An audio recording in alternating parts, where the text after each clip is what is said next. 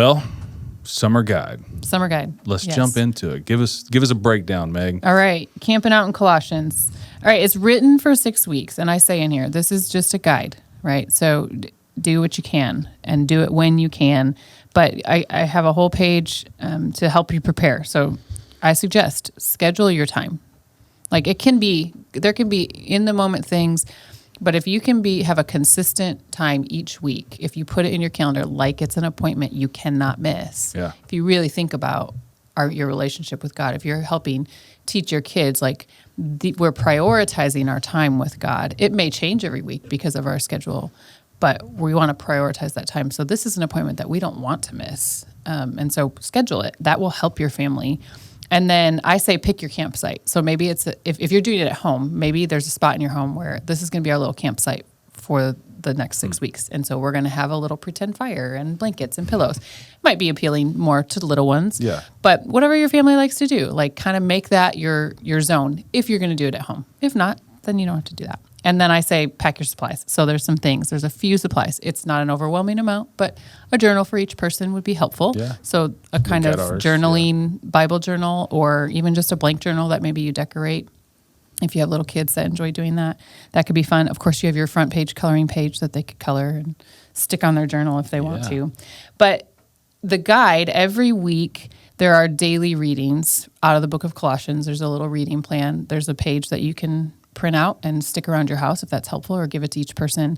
So there's daily readings that if you have readers who are learning and they're excelling at reading and excited to read, then that is a great thing for them to have every 10 to 15 minutes a day. It doesn't have to be super long, but that's not required, but there are daily readings. And then every week there's a gathering focus passage out of Colossians. So there's kind of a theme and a focus passage that you walk through.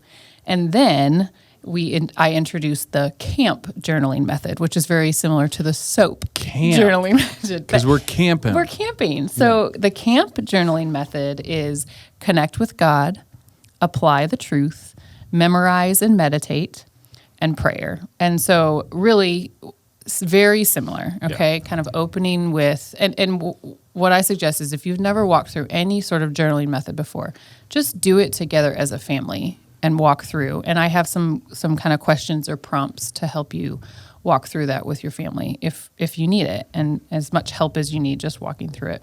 Yeah, and that's an awesome idea for a whole family to do it, because if you're journaling or writing, if brother says something, everybody can write it down, or sister says something, or dad or mom.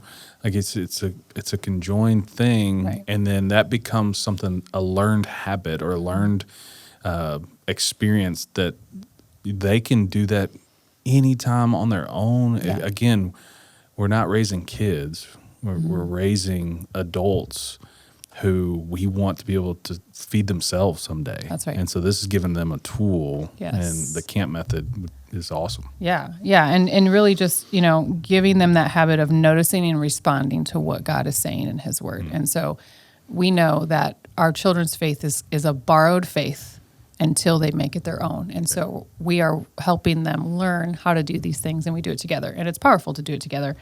And not having high expectations of this time is okay. If it lasts 5 minutes, it's okay. And then I also say, and you mentioned it already, like Chapman, maybe doodling, maybe graphic noveling out or whatever. I mean, scribbling, doodling, coloring, whatever they can do at their age and stage, that is okay, right? We're celebrating all those things. Maybe it's just a scribble and a 3-year-old daughter says, that's Jesus. And you're like, that's amazing, right? Yeah. So just kind of embracing just the way that they're expressing themselves in that time and walking through it together. And